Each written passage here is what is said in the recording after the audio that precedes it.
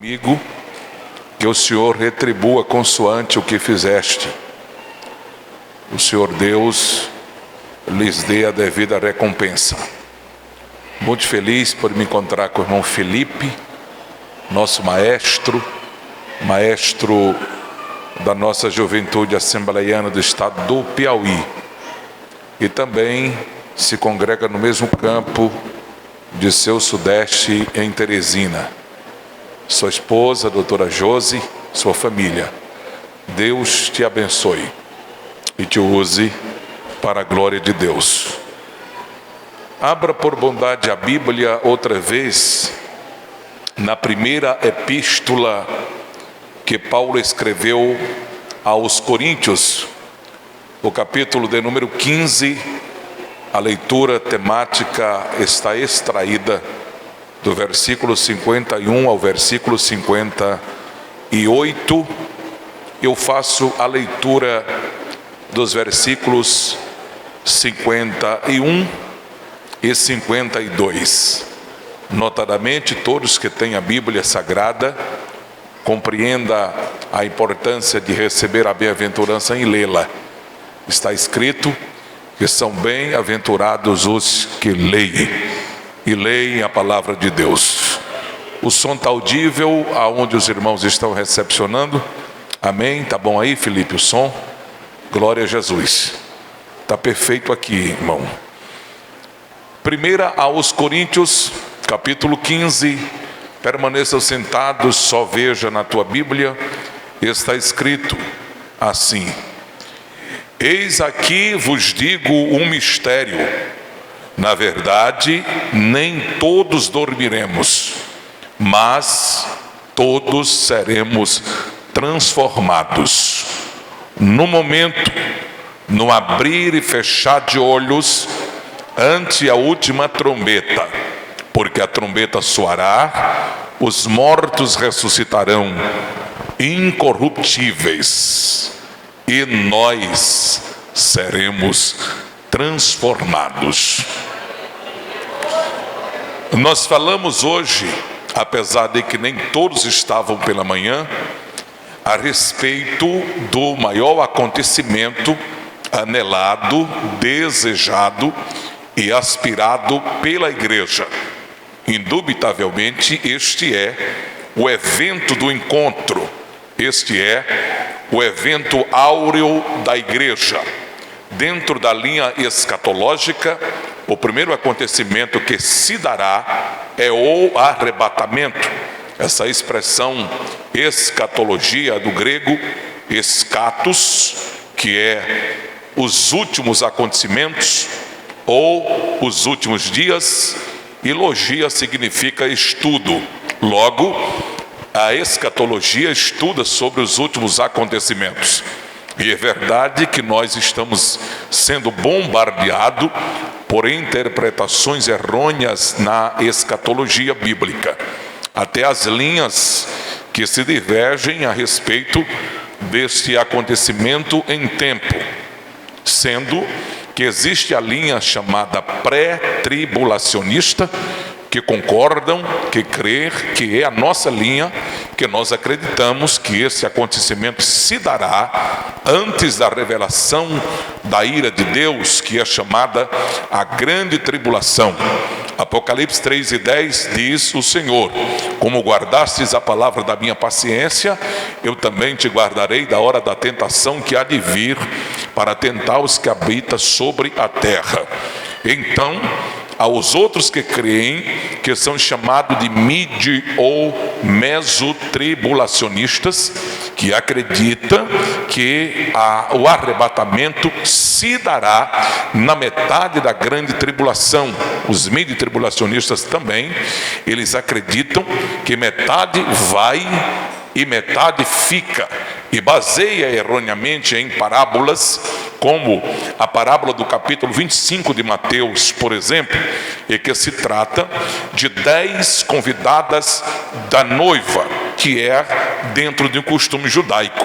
Veja que não há comparação sobre as 10 virgens, que metade estava desatentas, desprovida, chamadas de loucas, não tinham azeite suficientes, e enquanto que outras 5 tinham azeite de reserva, subsídios, e elas se manterem até a chegada do noivo.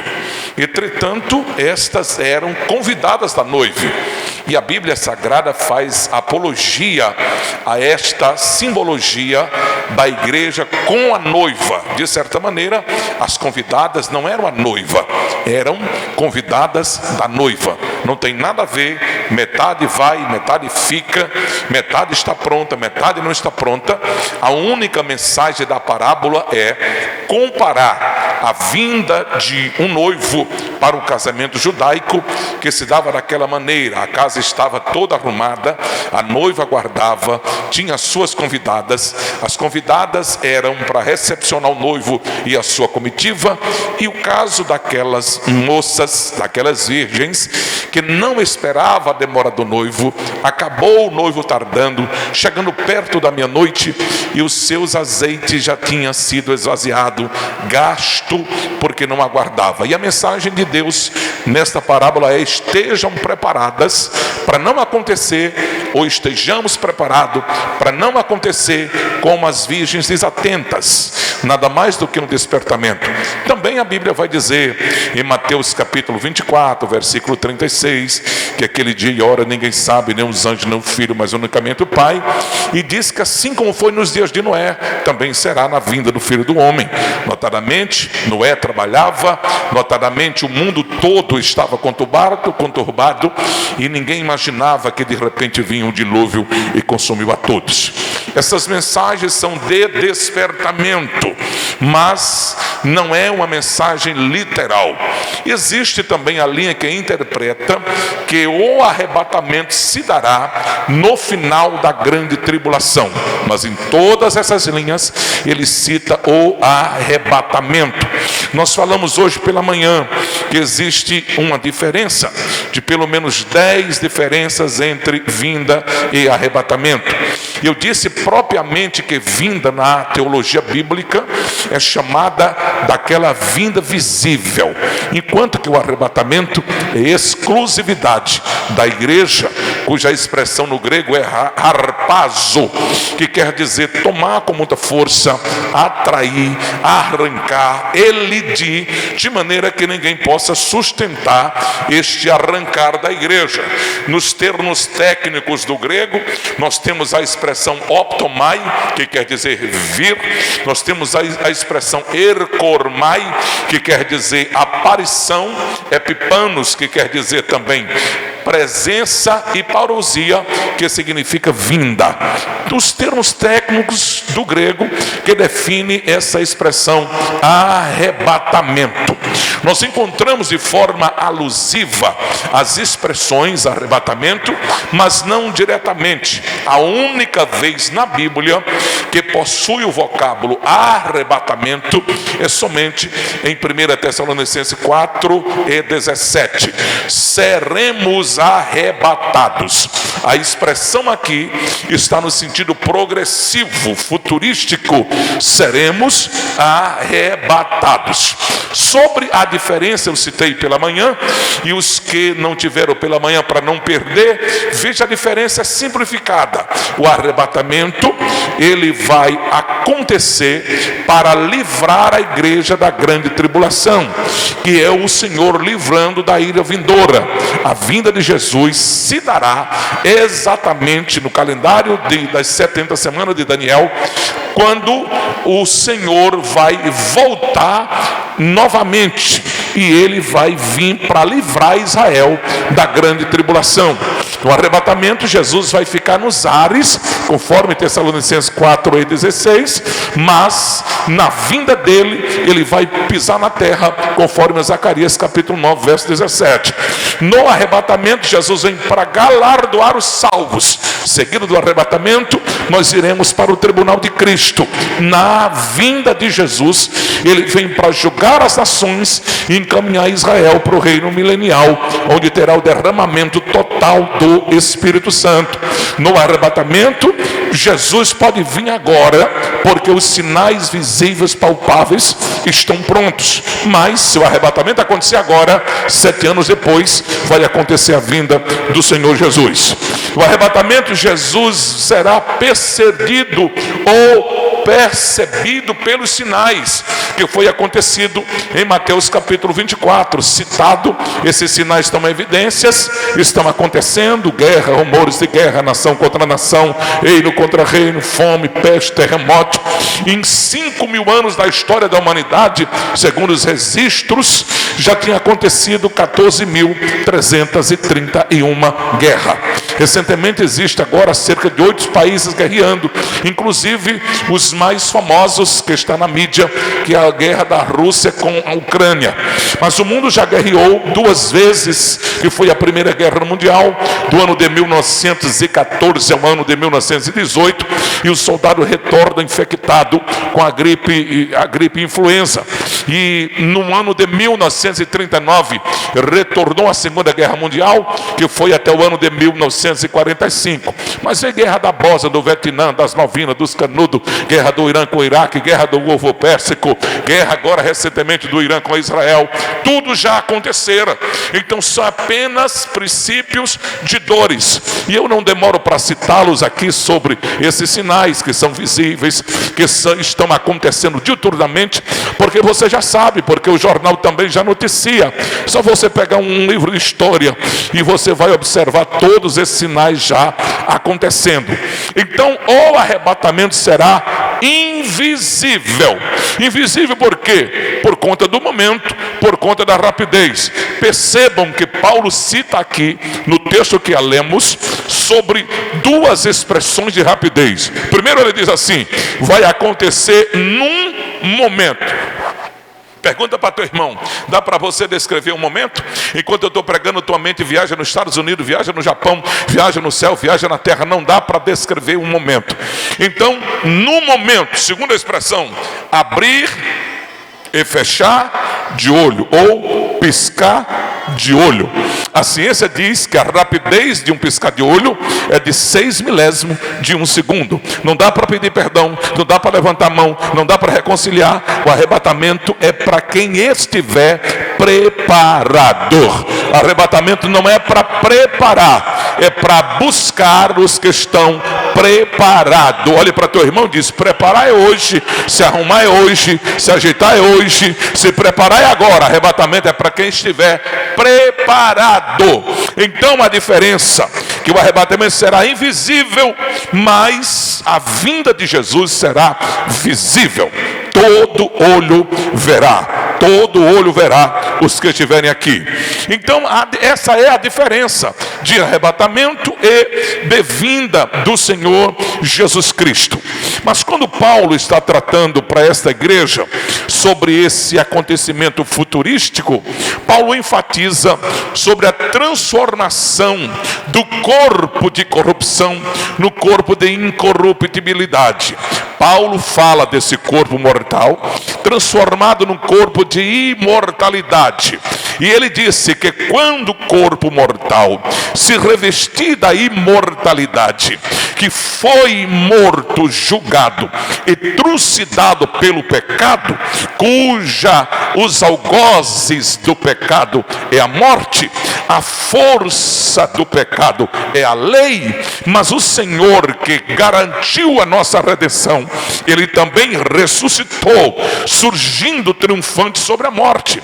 E para isto, ele também deu-nos o direito de um dia ressuscitar em um corpo glorioso. E aí então Cristo, quando ele ressuscitou, ele já declarou a falência da morte, tomando dela a chave.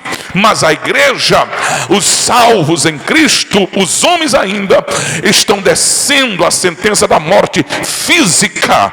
Mas quando formos arrebatados, cumprir-se-á a palavra: tragada foi a morte pela vitória. Por isso que ele diz assim: onde está a morte, o teu aguilhão? aguilhão? Onde está a morte, a tua sentença? Onde está a morte, a tua força? Onde está, morte, o teu aguilhão? Onde está, inferno, a tua vitória? O Sheol não segurará os corpos dos salvos, o inferno não afoguentará o corpo dos salvos, a terra não terá espaço para este corpo, porque nós teremos apenas um momento. Por isso que é chamado de que em todos nós apenas dormiremos, porque todos seremos transformados. Oh glória! E esta rapidez é indescritível, é num áureo dia. Oh irmãos, pelo amor de Deus, não cochilamos, não durmamos, não vacilamos, não nos prendemos com as coisas desta vida. Não se venda por pratos de lentilha, não fique ludibriado pelos prazeres daqui.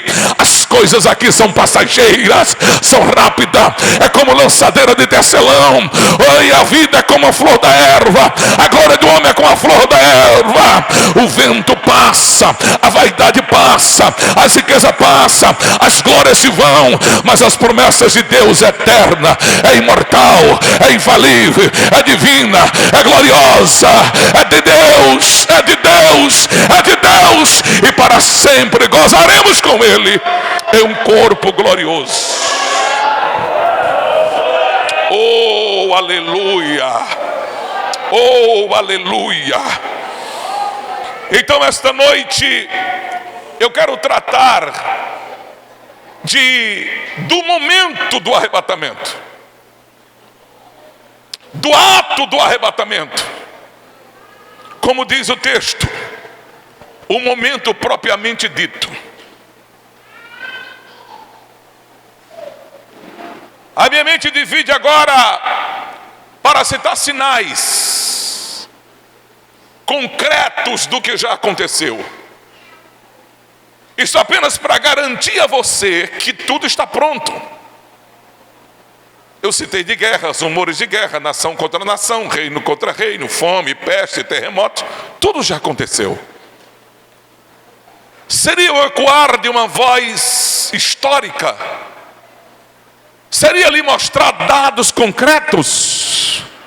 Mas eu não estou pregando para ateu, eu não estou pregando para céticos, eu estou pregando para quem crê. E como eu prego para quem crê, o que me elucida a dizer-lhes é sobre este momento. A nossa alma deve estar anelando e desejando este dia. É como se este fosse o último culto, como se esta fosse a última mensagem, como se fosse o último aviso, como se estivesse dando adeus ao planeta Terra,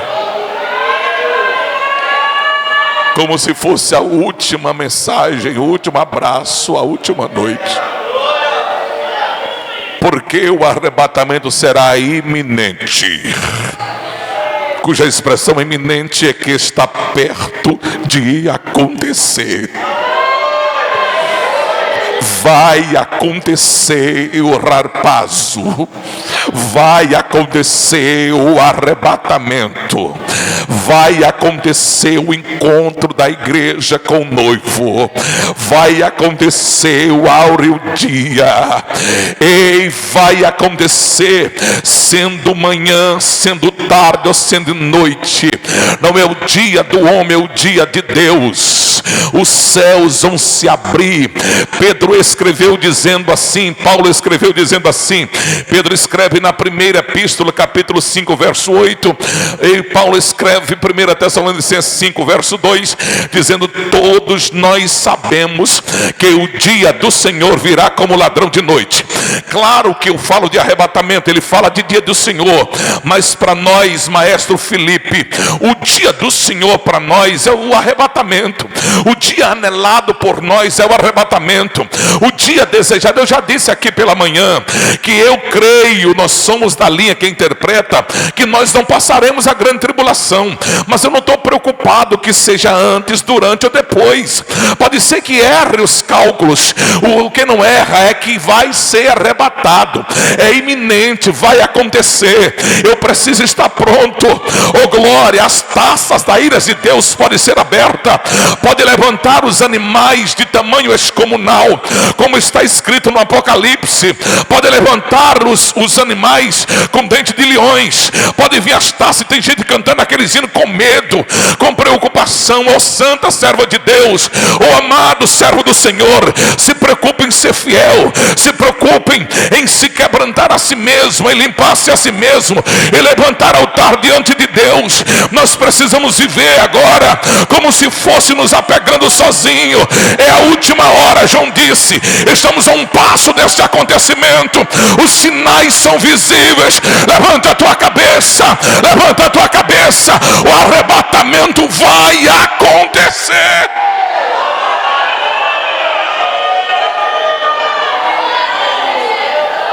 Enquanto eu puder respirar, enquanto eu puder pregar, enquanto eu puder falar, ainda que seja a última palavra, se me faltar a voz, eu vou pedir para que eu escreva: o arrebatamento vai acontecer, vai acontecer. Que este som chegue mais distante, porque o mundo todo precisa ouvir esta mensagem. E não adianta mais dizer, não adianta mais gritar. Andarão de lado a lado, gritarão, correrão, mas o ressoar da trombeta será o aviso: a noiva foi arrebatada, a noiva foi arrancada. Ei, norte do sofrimento, lágrima, nunca mais, nunca mais, nunca mais.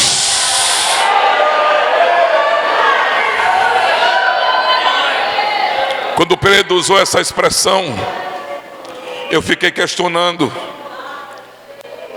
Eu queria que, se possível, dentro de um acontecimento futurístico histórico, o mais lindo e mais desejado, se usasse uma mensagem mais adequada com essa comparação. Ou o que é que Pedro diz, ou o que é que Paulo diz? O dia do Senhor virá como ladrão de noite. Se faço alusão a esse dia do Senhor com arrebatamento, ele está fazendo uma comparação chula, e com todo respeito a Paulo e a Pedro, mas eu vou questionar com eles no céu. Vocês poderiam ter mudado o vocabulário. Pastor, o senhor vai dizer isso? Vou, porque eu posso questionar também. Eles não eram espirituais, eram homens. Porque usou essa expressão como um ladrão? Sim, eles usam a expressão como ladrão. Aí depois eu fui entender, mas a princípio eu queria que ele comparasse esse dia. O dia do arrebatamento será como sobrevoar no Rio de Janeiro acima da imagem do Cristo Redentor. O dia do Senhor será como passear na Avenida dos Holandeses em São Luís, em um dia de domingo, em uma camaria, num carro confortável, ao lado da esposa e dos filhos. O dia do Senhor será como andar ou viajar nas praias de Copacabana. O dia do Senhor será como um passeio em Londres. O dia do Senhor será como o cerrado da Serra Gaúcha. O dia do Senhor será como está andando em Dubai. Mas o dia do Senhor como um ladrão? Oh Paulo, pelo amor de Deus. Mas eu fui entender depois. Ele comparou o momento, ele comparou a ocasião.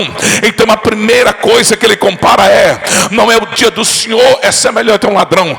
O dia do Senhor virá, aí futuro, virá como ladrão. Aí eu entendi. Ele quer dizer de rapidez, mas ao mesmo tempo ele quer dizer do que o ladrão ele projeta. Primeira coisa, ou primeira atitude de um ladrão que se assemelha com o arrebatamento, que se assemelha com o dia do encontro. Primeiro, o ladrão não manda e-mail que vai na tua casa, ladrão não manda zap que vai para tua casa, ladrão não liga que vai para tua casa, ladrão não avisa. Mateus 24:36, aquele dia e hora ninguém sabe. Primeira atitude de um ladrão que se assemelha à vinda do Senhor é que o ladrão não avisa, o ladrão não manda recado, o ladrão vem com cuidado. Ei, ladrão vem de manhã, ladrão vem de tarde, ladrão vem de noite, mas ladrão vem sorrateiro. Ladrão vem quando você não percebe. Ele estuda quando você sai, ele estuda quando você sai, ou quando você chega. Ele sabe para onde tu foi, ele estuda tempo, ele calcula. Segunda atitude de um ladrão, que se assemelha com a vinda de Cristo. O ladrão, irmãos, quando ele entra numa casa, ele vem com o propósito de levar algo. Tem ladrão que leva a geladeira, coitado. Tem ladrão que leva uma televisão. Só que tem ladrão que só quer dinheiro. Ele procura nos bolsos, ele abre o guarda-roupa, ele vai aonde ele quer. Se ele não encontrar dinheiro, você vai encontrar a porta desarrumada. Mas o ladrão não levou nada. Ladrão bobo não. O ladrão leva o que lhe interessa. Primeira, segunda atitude de um ladrão que se assemelha com o arrebatamento é que a Bíblia diz no Salmo 101, verso 6, o Senhor disse: os meus olhos procurarão os fiéis da terra, para que esteja comigo aquele que anda no caminho reto, este me servirá. O arrebatamento, Jesus vai levar o que lhe interessa. Não é prata, não é ouro, não é bens, tudo é dele. O céu é dele, a glória é dele, a riqueza é dele. Ele disse: minha é a prata, meu é o ouro, mas o meu compromisso aqui é com a noiva. Eu vou arrancar a noiva, eu vou levar a noiva. Noiva minha, amada minha.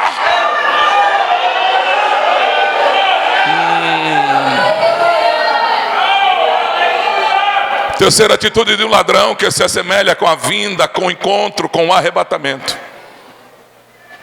Você percebe fácil uma casa que foi assaltada. A casa pode estar arrumada, tapete no lugar, mas o ladrão entra. Ele não fecha a porta do guarda-roupa. Ele não consegue fechar o trinco do mesmo jeito. O que ele bate, ele deixa do mesmo. Ele tem pressa. Eu queria que por um minuto você imaginasse comigo como vai ficar esse planeta depois do arrebatamento. Feche os seus olhos e viaja comigo agora. Comece a imaginar os bitrem carregando soja para São Luís, todos encalhados uns nos outros daqui para São Luís. Comece a imaginar o trem que transporta ferro do Pará para São Luís, aqueles vagões, quando você entra na duplicada já próximo de São Luís. Imagine o trem batendo de frente um com o outro. Imagine os aviões pousando no piloto automático, as torres sem ter controle, porque pilotos desapareceram. Imagine o grito das crianças nas creches, os pais procurando, nenhuma criança estarão lá, as diretoras correndo e coordenadoras, e muitas também sumiram porque serviam ao Todo-Poderoso.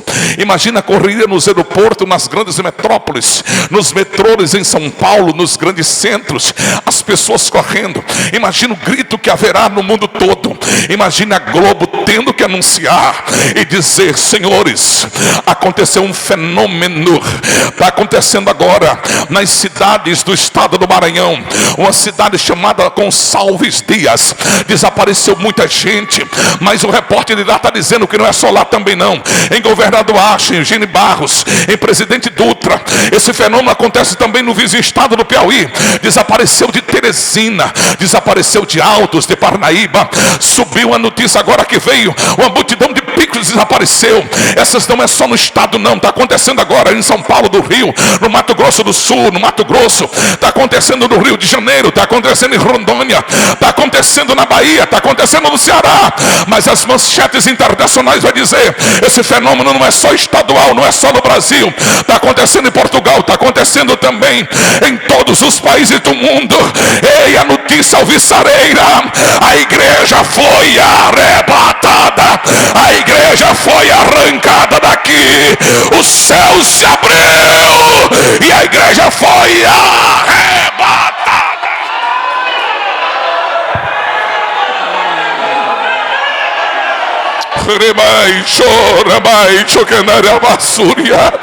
Quem tem essa esperança, levante a mão e glorifica o nome do Senhor Jesus.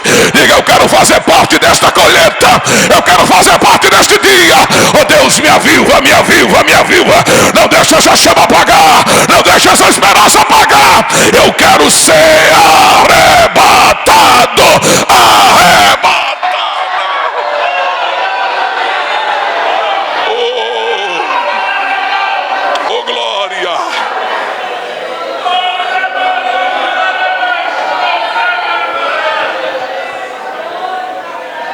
Diga comigo, Maranata. É costume dos judeus se cumprimentar uns aos outros dizendo Maran, que significa o nosso rei virá. Com o tempo essa palavra foi associada à expressão Achá, significando o próprio mestre. Por isso a expressão Maranata significa o nosso rei breve virá. Quando você grita Maranata, você faz duas expressões, um afirmando e segundo convidando. Você afirma dizendo o nosso rei brevemente virá. Ao mesmo tempo você está dizendo, ora vem Senhor Jesus. Maranata, ora vem Senhor Jesus. Maranata, ora vem Senhor Jesus. E a vinda para nós é o arrebatamento. Oh glória, oh glória, oh glória. Bendita o Todo-Poderoso. Quando Paulo escrevera a primeira aos Tessalonicenses, se você quiser ir para o texto, pode abrir a Bíblia. Se você não quiser ir para o texto, só olhe para mim. 1 Tessalonicenses 4, 16 e 17. É o texto que fala do ato. Paulo usou só duas expressões aqui, momento e abrir e fechar de olho. Mas em 1 Tessalonicenses 4 e 16, ele faz a afirmação assim: porque o mesmo Senhor, e aí vale ressaltar a segurança de não ter nada forjado. Os céus poderiam fazer o harpazo, os anjos poderiam colher a igreja daqui.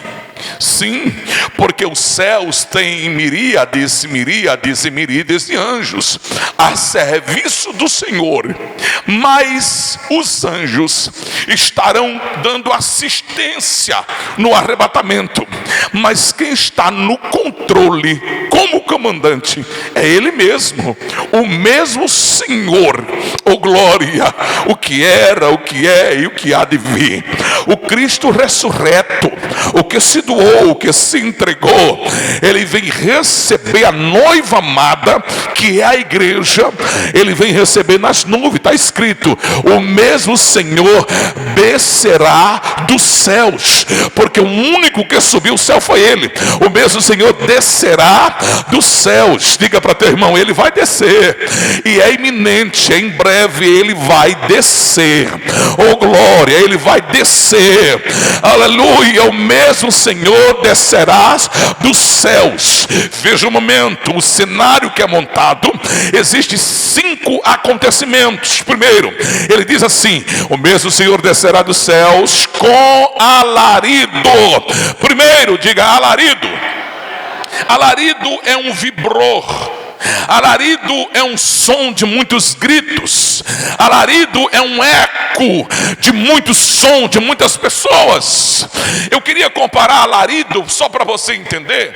É como se fosse um final de uma Copa Mundial.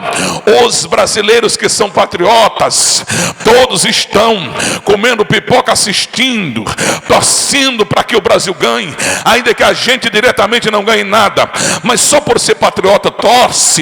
Imagine que na final, na decisão dos pênaltis, já tem gente mordendo as unhas, porque se envolve com aquela gama da torcida. Sim, e ali na hora que o Brasil faz o gol, imagine que ele é vencedor. E imagine o som que se grita em todo mundo que está assistindo. Então é um alarido, é muitas vozes juntas. Esse alarido aqui, pastor Antônio Francisco, pode acontecer nos céus. Segundo os teólogos, será o momento que o Pai vai dar ordem. Veja Jesus dizendo aquele dia e hora, ninguém sabe, nem os anjos, nem o Filho, mas Ele. E eles olham para o Pai, o Filho olha para o Pai, os anjos olham para o Pai, estão aguardando o Pai dizer: é agora. Como o maestro Filipe equipe, que ele levante um grande vocal. Ele está olhando para a mão dele, para quando ele dizer: é agora. Os anjos estão de prontidão. Miríades, miríades e miríades de anjos estarão de pé para receber a igreja em fração de segundos. Oh glória, o alarido nos céus. Haverá um movimento tão grande. Oh glória, eu fico imaginando, a minha mente viaja, a orquestra sinfônica celestial de pé, o vocal celestial de pé, oh glória, o maestro do coral, Miguel colocando ordem, equilíbrio na multidão. Aí o texto diz que Miguel vai coordenar, haverá a voz do arcanjo, o arcanjo vai comandar, o pelotão vai estar de pé. Olha para quem está no teu lado e diz: o céu te espera, o céu te aguarda, o céu está pronto. Jesus disse: vou preparar lugar, a festa está montada, os céus estão ornamentados, a igreja vai ser arrebatada.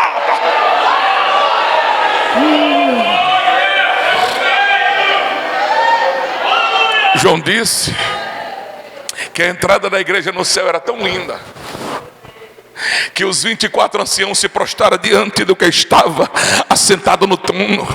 E quando entrou aquela multidão, perguntou: quem é esta? E disseram: esta é a que foi comprada com o sangue do Cordeiro. Oh glória!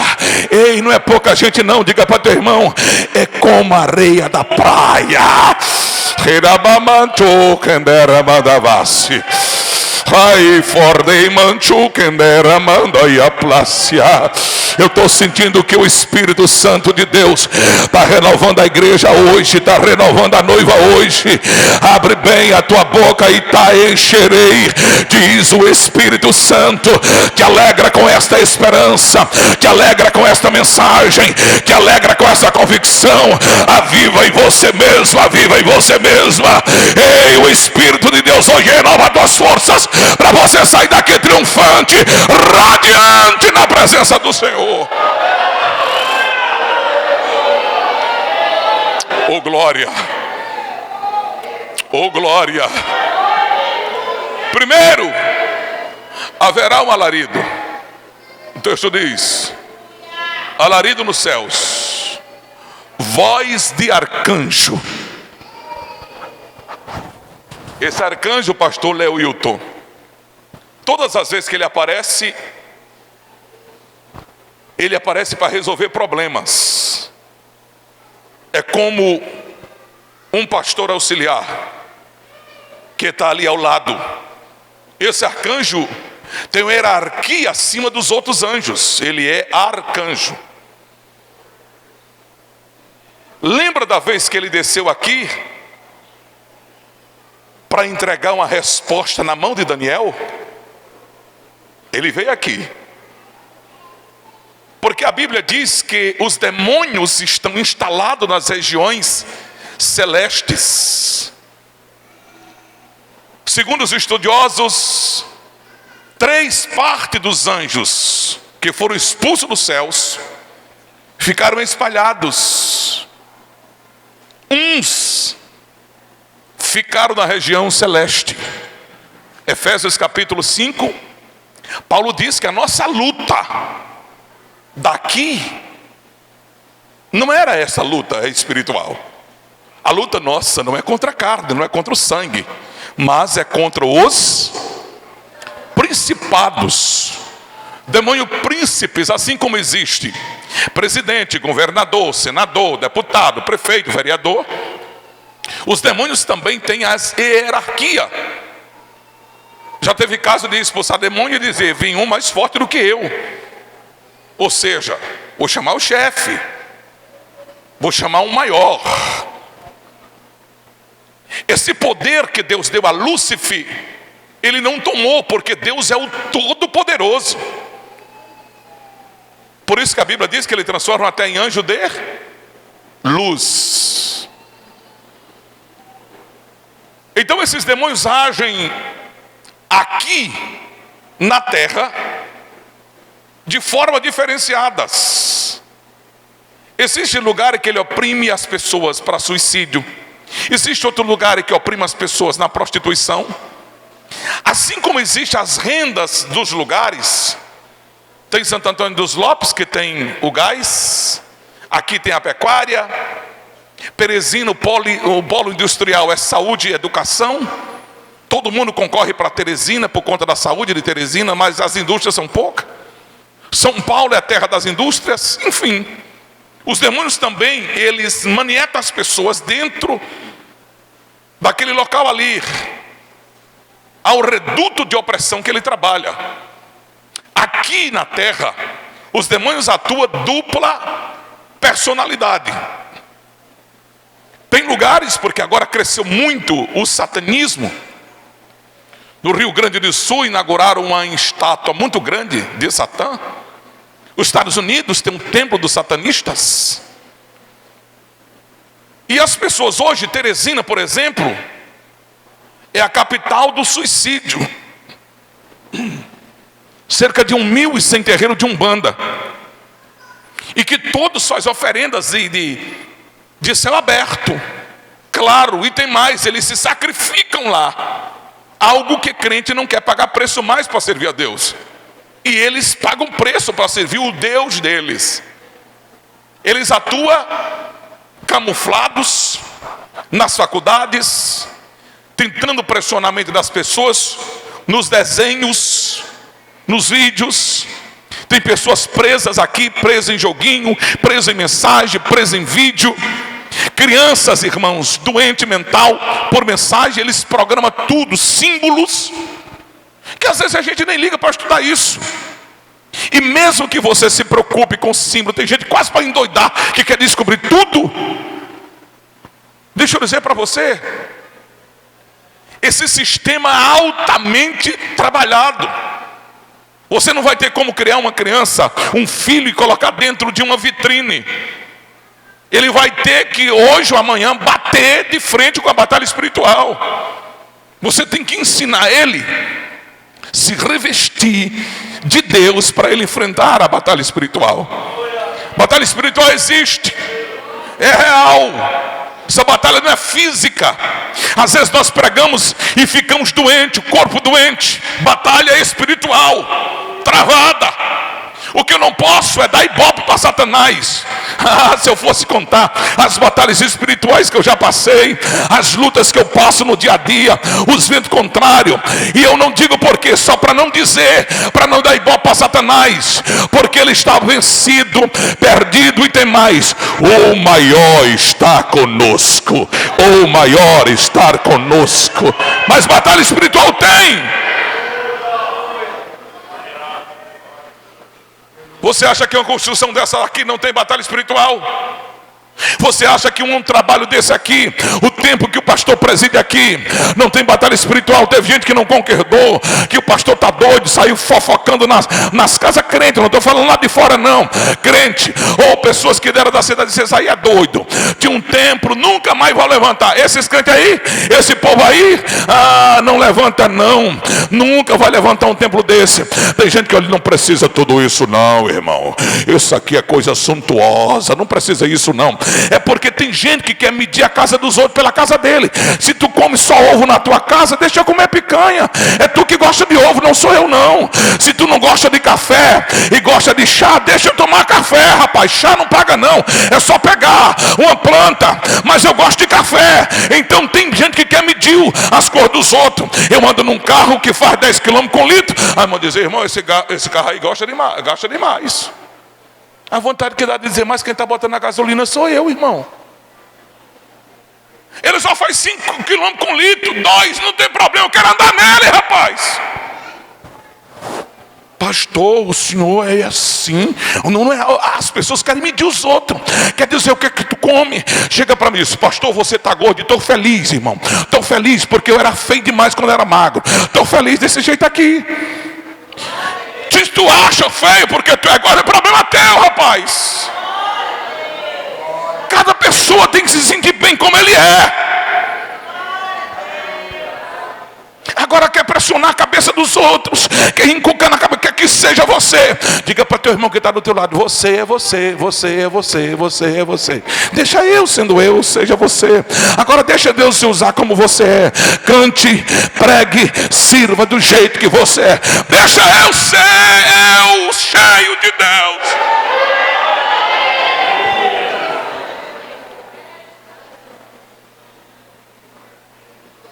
Agora use o que Deus te deu.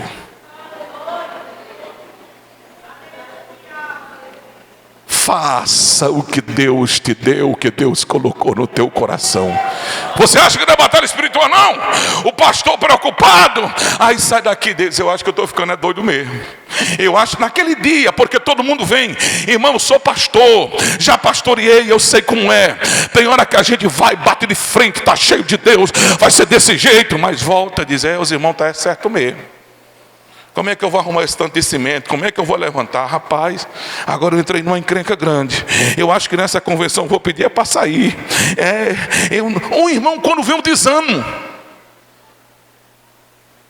E aí, ó. Agora quando a gente está assim no arzinho, a gente nem lembra daquele calor que tinha aqui, não é? Nem lembra. Aí as irmãs lembram dos lanches, os irmãos fazendo mutirão. Aí vocês dizendo: valeu a pena. Oh glória.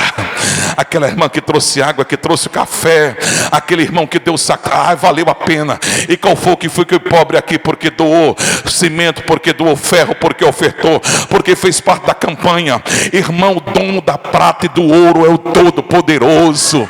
Deus não depende do teu dinheiro, da tua oferta, não. Ele quer te abençoar. Existe ou não existe batalha espiritual? Então os demônios da terra atuam de dupla personalidade. Ele se revela como demônio mesmo. Se você for consultar os tarôs, os baralhos, os cartomantes, lá você vai falar direto. É lá, tá sabendo. Lá não é o hospital do Dr. Vila, não. Lá não é os médicos de Teresina, não. Lá é demônio mesmo. Lá tu vai consultar demônio. Ela vai dizer, o guia está falando aqui. Ele está bem aqui pertinho. Eu estou sentindo ele bem aqui, está aqui, falando aqui comigo aqui. Você não vê porque é espírito, mas ela está dizendo. Algumas estão até endemoniadas. É demônio mesmo. Mas tem outros lugares que eles vão camuflado nos símbolos, entra nas internets, nas faculdades, mas são demônios. Eu sou um ex-catequista da Igreja Católica.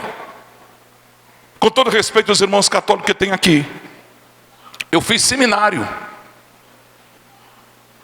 quando Deus me alcançou com a sua graça. Mas eu fui ensinado a adorar aquelas imagens que tem lá, chamando-os de santo. Só que depois eu descobri que essas mesmas imagens lá no terreiro de Umbanda é outra coisa. Eles representam um guia. Por exemplo, o Senhor do Bonfim da Bahia, que é uma imagem, lá na Umbanda ele responde por um demônio chamado Ogum de Ronta, que vira carros. Que você vai na estrada meia-noite ou qualquer hora da madrugada, de repente aparece uma pessoa na frente e você freia o carro para não bater, tomba o carro, não era ninguém, era ele. O Ogum de Ronta. Existe uma imagem chamada de Santa Luzia. Inclusive a minha mãe era Luzia por causa da devoção que a minha avó tinha. Lá na Umbanda ela é chamada de Pomba Gira. Essa imagem ela tem 2 olhos num prato. Existe 2 demônios chamados de Meji e Omolu. E lá na Igreja Católica eu adorava que a minha avó tinha essa imagem que era Cosme e Damião, 2 homens de costa um para o outro. Que segundo os espíritas, eles fazem as pessoas se inflamarem de amor pelo outro. E assim por diante. Eu não vim dar aula aqui de imagens e nem vim afrontar nenhum irmão católico aqui. Eu vim dizer para você como é o mundo espiritual. Quem está compreendendo, diga amém. Então a batalha espiritual existe. Então esse arcanjo, quando ele aparecer, primeiro, haverá alarido no céu, voz de arcanjo. Oh glória, olha aqui para mim. Vai ser o momento, irmã Sandra, que os demônios vão ficar detidos nas regiões celestiais, porque o arcanjo vai fiscalizar. Oh glória! O arcanjo vai fazer demônio ficar congelados nas regiões celestes, porque esse arcanjo desceu uma vez aqui, ele lutou e disse: olha Daniel, houve uma batalha com o príncipe das trevas para impedir tuas orações. O negócio é sério, irmão. Mas ele disse assim: mas eu vim entregar a resposta, foi na tua mão, está aqui, e vim te dizer que tu és muito amado lá nos céus. Diga para teu irmão: o céu conhece você pelo nome. O céu conhece você pelo nome. Oh, bendito é o Senhor para sempre. Terceiro acontecimento, alarido, voz de arcanjo. Terceiro, o texto diz: trombeta de Deus. A glória. Diga para teu irmão: que vai trocar a trombeta é Deus. E tem gente preocupada quando as trombetas vão ser tocadas, porque no texto de 1 Coríntios 15:52 diz: ante a última trombeta. Eu não sei quantas trombetas são, eu já estudei várias trombetas que vai acontecer, mas na verdade eu não estou preocupado com nenhuma trombeta. Eu não quero nem ouvir o som da trombeta, irmãos. Eu só sei que Cristo vai me arrancar daqui. Oh glória, eu acredito que essa trombeta aqui é para quem vai ficar, mas por outro lado, eu creio que pelo menos uma trombeta vai ser percebida primeiro. Aonde, pastor? Os que dormem em Cristo vão ressuscitar primeiro. Então essa trombeta é para despertar. A outra trombeta, irmãos, é só para dizer ao mundo: a igreja foi, a igreja foi, a igreja foi, a igreja foi. Ô pastor, mas vai ter mais de uma trombeta, eu não vou ouvir mais. Quem vai ficar aqui vai ouvir o resto das trombetas. Eu quero ser arrebatado, arrebatado. Quem quiser ficar aqui para ouvir trombeta pode colecionar. Eu quero ser arrebatado. Quem tem essa esperança, deixa eu ver. Oh glória. Alarido, voz do arcanjo, trombeta de Deus. Aí haverá ressurreição em massa daqueles que partiram desta vida com comunhão com Cristo, que não se venderam à integridade, que não se apartaram da lei do Senhor, que morreram em Cristo. Oh glória. O Espírito vai descer e o corpo vai ser alcançado aqui, cremado, trucidado, sepultado, desmanchado.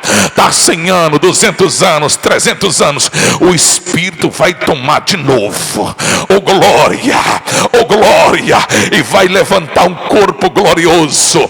E os salvos estando aqui, imagine todos nós, o nosso corpo será transformado num corpo de incorruptibilidade. E quando é a rapidez do abrir e fechar de olho, oh glória, não fique preocupando com a forma, com o momento, com o jeito. Irmão, pare de querer ensinar Jesus a trabalhar. Como é que vai ser, pastor? A minha roupa vai ficar aqui? Como é que vai ser, pastor? Minha sandalinha nova vai ficar aqui? Até tu se prender com ela vai ficar aqui, miserável. Porque o arrebatamento é para quem se desprende de tudo daqui, é para quem arranca daqui para viver eternamente com Cristo. Arrebatamento é para quem estiver preparado.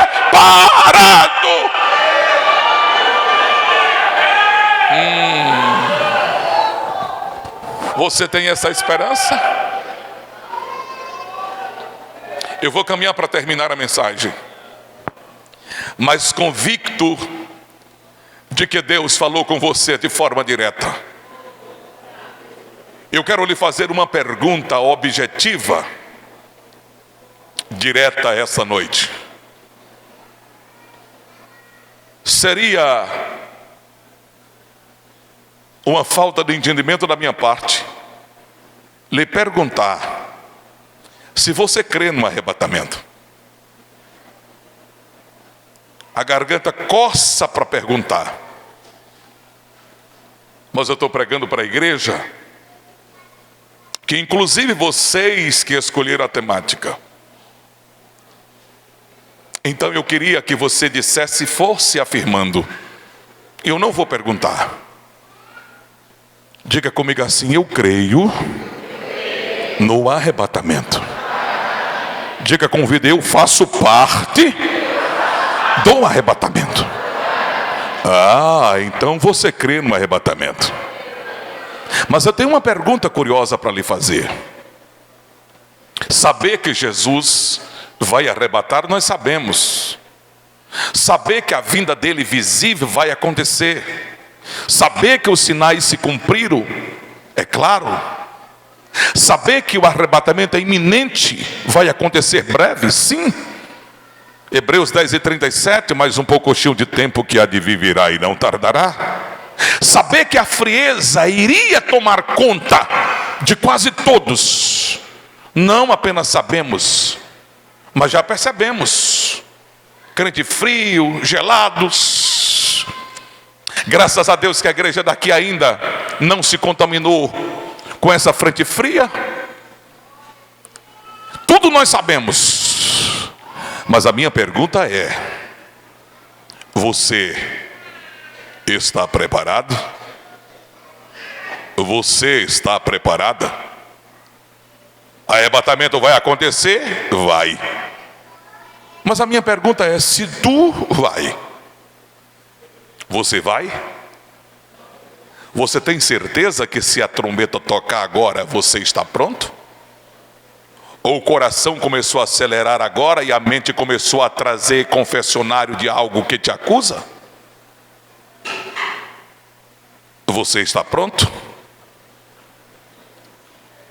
Eu conheci a igreja de Deus diferente nesses poucos tempos que eu sirvo a Deus. E eu quero fazer a segunda pergunta para você e eu já encerro. Quando Daniel havia completado 83 anos de idade, que foi um homem de conduta ilibada no reino da Babilônia. Na época, teve paz, assessoria com os reis em respeito ao Deus dos céus que ele servia por intermédio dele. Mas na época dessa sua idade de 83 anos aproximadamente, tinha um rei chamado Belsazar. Aquele rei que, para mostrar que não temia ninguém e nem a nada, ele fez um banquete de pompa com 1000 convidados para servir as melhores bebidas requintadas e refinadas.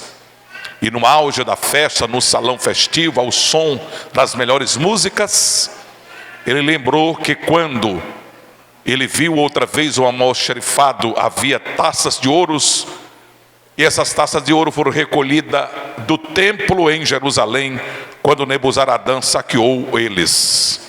E esse povo judeu tinha essas taças de ouro e foram para o reino da Babilônia. Eles estavam guardadas no almoxarifado. Não sabia ele que aquele ouro tinha uma tipologia de representação, que era a glória de Deus.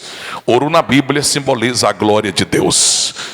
Não era confeccionado para ostentar o ouro ou a riqueza, mas era confeccionado para glorificar o Senhor. E sem temer a nada e nem a ninguém, ele mandou chamar os homens, recolher as taças que servia, e agora tomar as taças de ouro, pois o evento combinava. E quando servia as taças de ouro que pôs na mão dele, apareceu uma mão sem braço escrevendo na iluminada, estucada parede do palácio real. E a mão escrevia legível e audível em negritos: Mene, Mene, Tekel e Uparzim. Essas frases foram suficientes para ele sentir um pavor por dentro, uma angústia indescritível, que ele tremia tanto que as pernas relaxaram e batiam uma nas outras. Os ombros se encolheram e as forças do homem se foi. Ele grita com ânsia e manda chamar todos os sábios para decifrar aquelas palavras.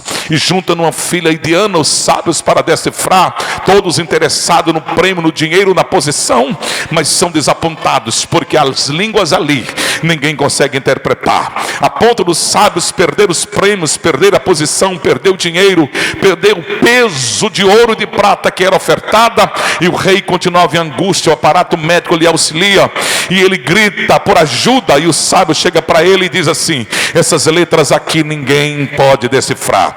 Essas letras não é letra terrenas, essas letras são letras celestiais, são de outro planeta, não é daqui, não é tupi-guarani, não é inglês, não é castelhano, não é francês, não é português, essa língua é do céu. Olhe para teu irmão e diz: só entende língua do céu quem é do céu. Enquanto isso, a angústia permeava sobre Belsazar, e a sua mãe se aproxima e diz a ele: olha, levanta o teu semblante, não fica assim, não baixa a guarda, tu és o rei, e eu tenho uma coisa para te dizer: não fique abatido não fique pesaroso não, meu filho, respira, meu filho, levanta. Aqui no reino tem um homem que nele tem o Espírito de Deus, o nome dele é Daniel. Daniel capítulo 5 verso 13 diz: introduziram Daniel à presença do rei, e quando o rei vê Daniel, ele olha com os olhos arregalados, aflito, atônito, em pavor, e ele diz assim: Daniel, tu és o mesmo Daniel? Essa pergunta incisiva, irmãos, que reluta e que faz a minha alma se alegrar. E esta pergunta é uma pergunta direcionada a nós esta noite também. O rei está preocupado agora, de forma objetiva, é para saber se Daniel ainda era o mesmo. Porque se é o mesmo, ele tem continuidade com Deus do céu. Se é o mesmo, ele tem revelação do céu. Se é o mesmo, ele tem intimidade com os céus. E a minha pergunta para a igreja do Senhor em Gonçalves Dias é se você ainda é o mesmo, é se você ainda é a mesma, é se você tem a mesma esperança, é se você tem a mesma convicção, é se você tem o mesmo alvo, é se você tem o mesmo anelo, você sente o mesmo Espírito lhe dirigindo, você ora como você orava, você canta como você cantava, você serve como você servia, você tem prazer como você tinha. Ei, você ainda é o mesmo. Círculo de oração, Monte da Transfiguração, vocês ainda são as mesmas. Obreiros, vocês ainda são os mesmos. Músicos, vocês ainda são os mesmos. Igreja do Senhor, você é o mesmo. Você é a mesma. O Espírito de Deus toma minha boca para te dizer esta noite: o arrebatamento está no mesmo molde. Os céus manda lhe dizer que os céus é o mesmo. O Senhor diz para nós esta noite: eu, o Senhor, não mudo. Hebreus 10 e 37, perdão, Hebreus 13 verso 8, o Senhor Jesus Cristo é o mesmo ontem, hoje e eternamente. Os céus manda dizer que a plataforma é a mesma, que a esperança é a mesma, que a mensagem é a mesma. Ei, você é o mesmo? Eu queria que você ficasse de pé por bondade. Felipe, me ajuda de novo.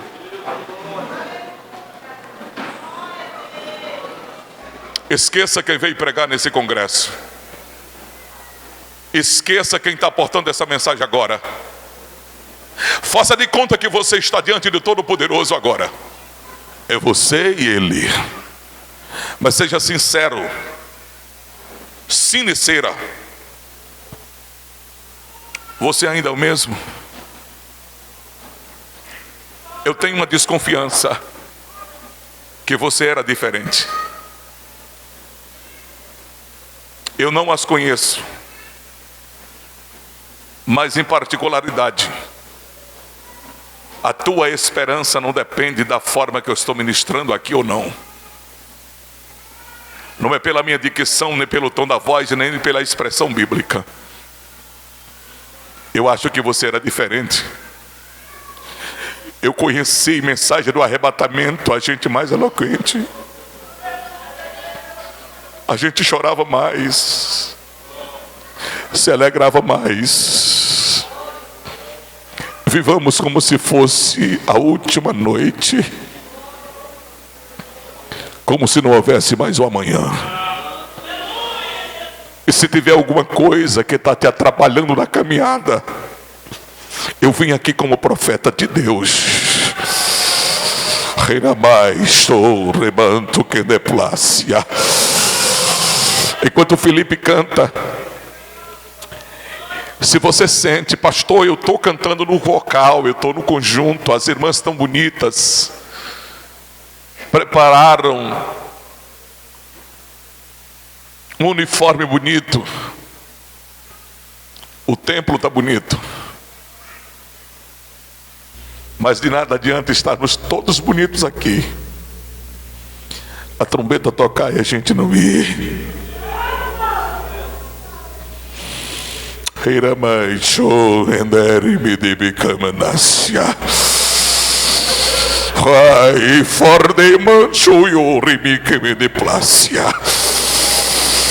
Aleluia. E essa mensagem vai confrontar você de forma direta agora. Você está pronta? Você está pronto? Não faz vergonha você vir aqui para a gente orar por você. Faz vergonha Deus avisar e você está comovido de mercador. Se você conhecer alguém que está afastado da casa de Deus, ou que não aceitou Jesus ainda, ou se Deus confrontou você pela palavra, enquanto o Felipe canta, você vem aqui que eu vou orar. Depois do louvor, eu oro e devolvo o microfone ao pastor da igreja. Eu não vim aqui avivar a igreja. A palavra é quem se responsabiliza, pois verbalizada não voltará vazia. Avivados até o arrebatamento, vivendo em avivamento até o arrebatamento. Você acha que esse gás dá para chegar? Você acha que essa lamparina dá para sustentar acesa? Ou está pouquinha? Tem azeite de Deus aqui para você esta noite. A despensa do céu está cheia. Oh glória, oh glória. Ajude esta pessoa, não fique com vergonha não. O Senhor está falando comigo. Eu não sou aquele tipo de pregador que vou citar nome de CPF de ninguém, vou ficar forçando não. É se você quiser. O céu está dizendo para mim esta noite. Oh glória, eu sei que tem pessoas que estão por um fio aqui, precisando da ajuda do Todo-Poderoso. Eu não quero saber quantos anos tu tem de crente, se tu canta no vocal, se tu faz parte do ciclo de oração Monte da Transfiguração, ou se tu está na festa agora. Eu não quero saber se tu mora aqui ou mora noutra cidade. Eu quero perguntar se tu és o mesmo. Pastor, eu sou obreiro, dirijo congregação, mas tu és o mesmo? Não, então desce que eu vou orar por você nesta noite. Canta, Felipe, eu espero você aqui.